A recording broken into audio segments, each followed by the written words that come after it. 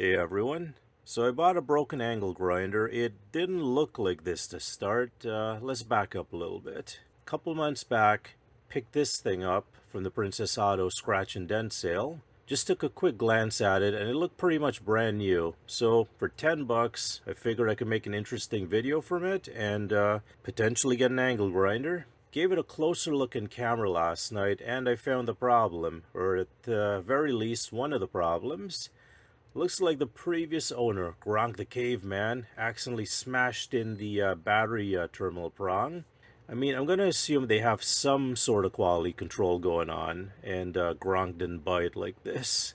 Now, Gronk left this terminal in quite a state, and I knew that trying to get this thing unbent was going to be a long shot, to say the least, and I'd probably just end up snapping it off from metal fatigue. However, I figured even if that happened, I had a plan B. I could just melt a little flat bit of sheet metal through the plastic, like right here, super glue it back in, and solder whatever connecting wire was on the other side of it. But more on that in a second. So the inevitable happened.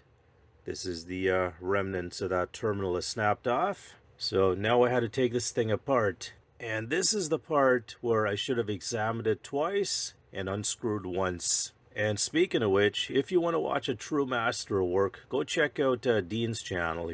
Sorry everyone, but this was just supposed to segue into a little shout out to Dean's channel here. Unfortunately, as I'm editing this, Dean's channel has been hacked. I'm going to leave a link in the description to go to what should be his unhacked channel hopefully soon. But yeah, if you want to see someone that really knows their stuff when it comes to repairing power tools, give his channel a shot.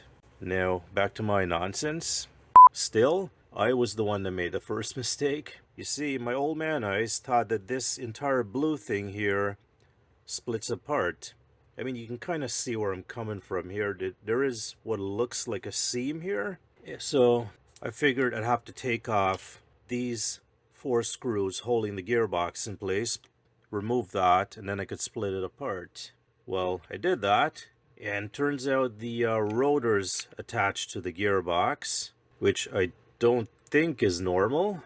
And to add insult to injury, the brushes in there snap shut right after, so now I got to remove those before I can put the rotor back in.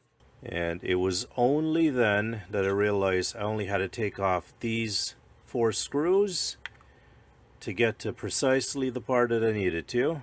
Yeah, and then I realized the previously mentioned plan B might be a little bit tougher to enact than I thought. You see, I was just going to melt a little piece of metal through there to become a makeshift prong and sort of fuse it into the plastic to keep it rigid.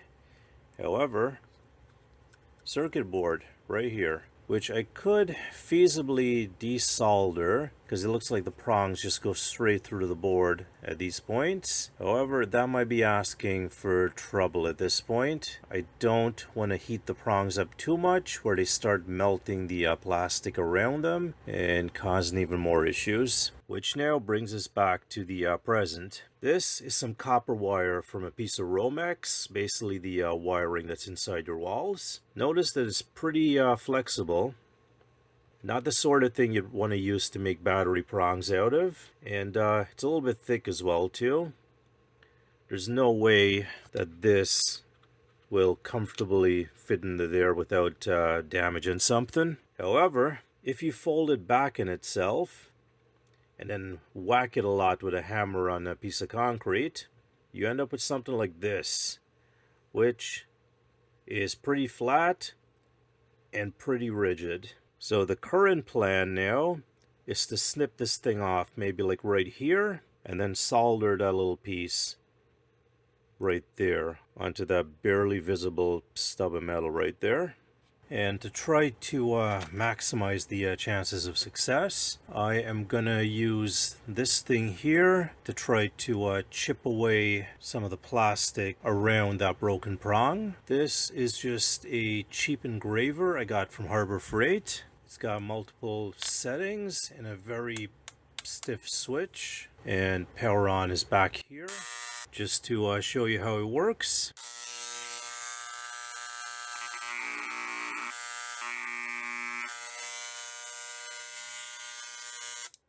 Let's see if we end up ruining this thing even more.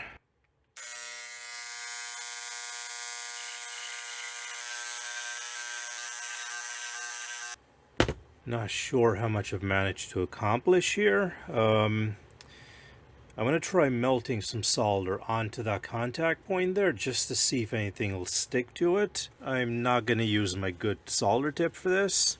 I'm going to use one of these old ones here. And while the soldering iron's heating up, just going to put this back together just temporarily so it's not flopping around while I'm trying to solder it.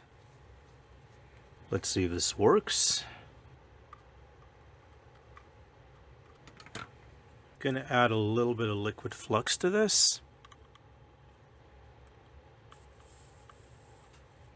So we did manage to build it up a little bit.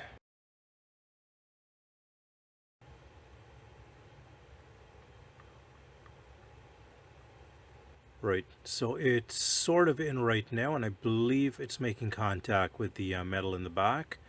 I'm just going to try and flood a little bit more solder here at the back. Might end up burning a little bit more plastic, but unavoidable right now, well, for me at least.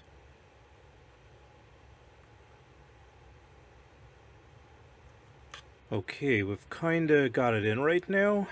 It feels stable enough, but yeah, I don't want to plug this in with no rotor in there, especially with the brushes touching. I know the switch is going to prevent any sort of short circuit, but I'm not taking any chances. So now I've got to, well, on each side here, got to take off that screw and get the brush holder out without it pinging apart, hopefully.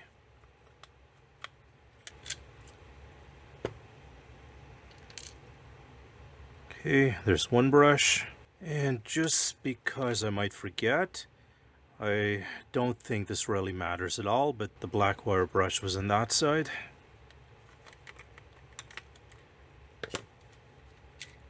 Brushes are out. Yeah, these brushes look basically brand new. You can see the marks on them right there. So now we can put this back in here, being very careful with the coils, because this is giant magnet inside there.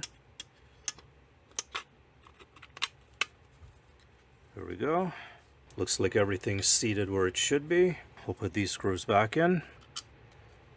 And in retrospect, I probably should have disassembled the gearbox part just to take a look at how much grease is in there. But I mean, honestly, considering this thing is pretty much brand new, I'm gonna leave that as is. Don't need any more nasty surprises. Let's get these brushes back on. So I may have skimmed over this, but these brushes, these are what provides power to the rotor inside there. These little carbon contacts will brush against the rotor, hence brushes. These are spring loaded, so as they wear down, the spring here will sort of push it down sort of like a wacky pencil until it's done. Then it starts sparking and you gotta replace them or burn your house down. And this you kind of need 3 hands to do. There's not that much clearance here.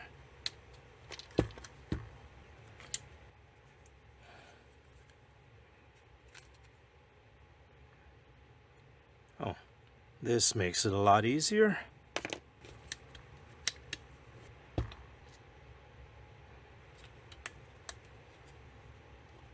Brushes are back in. When the power button's pulled up, it actuates this switch right here.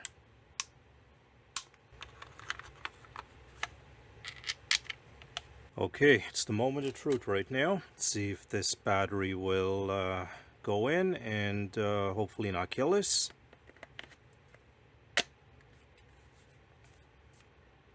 Feels like it's seated okay.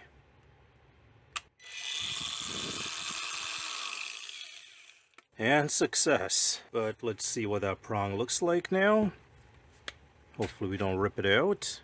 Ah, perfect. So we can get the last two screws in now. And don't misunderstand what I'm doing here. I have no illusions that this is going to be a lasting repair. I don't intend to sell this thing. This is strictly for personal use. If that does break off again, I can try something more drastic, or if anyone else has a better suggestion, let me know. Believe me, I know this is not the optimal way to do this. So that's this working now. And yeah, did I turn what could have essentially been a 5-minute repair into a couple days ordeal for me? Yeah. But on the flip side, have I learned something? I'd say that's a yes. And if any of you came to this video before ripping yours apart, hopefully I've saved you some trouble. In any case, it turned out okay in the end. And also, good news. Looks like Dean's channel's back. If you want to see someone competent at work, go check his channel out. For now, I'll see you folks around. Take care.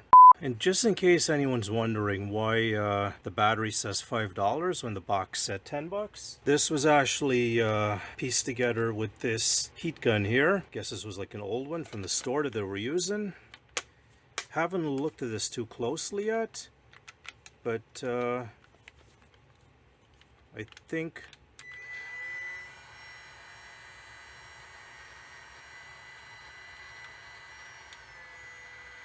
yeah, just getting hot. And it's cooling down now. So I believe the heat gun is okay. I'll do a more thorough check on this later on. But yeah, just in case you're wondering.